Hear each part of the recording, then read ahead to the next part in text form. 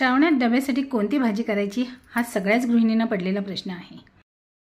घरात नेहमीच बटाटे उकडलेले असावेत, म्हणजे मुलांच्या आवडते वेगवेगळे पदार्थही करता येतात आणि आपला वेळही वाचतो।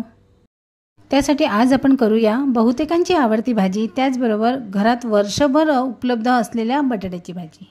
त्यासाठी मी कढईमध्ये तेल गरम करून घेतलं आहे।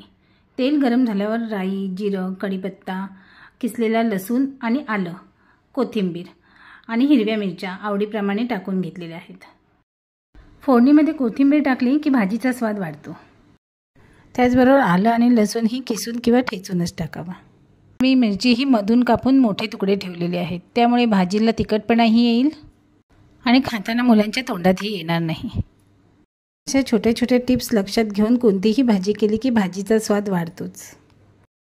अशाच हेल्दी, टेस्टी आणि झटपट होणाऱ्या रेसिपींसाठी चॅनलला सबस्क्राईब करा। सर्व साहित्य तेलामध्ये परतून घेतलेलं आहे। आता मी कांदा आणि हिंग टाकून घेते। कांदा गुलाबी रंगाचा झाल्यावर हळद टाकून परतून घेऊ। कांदा शिजेपर्यंत बटाट्याच्या फोडी करून घेते। माझ्याकडे बटाटे उकडलेले होतेच, त्याच्या साली काढून मी फोडी करून घेते।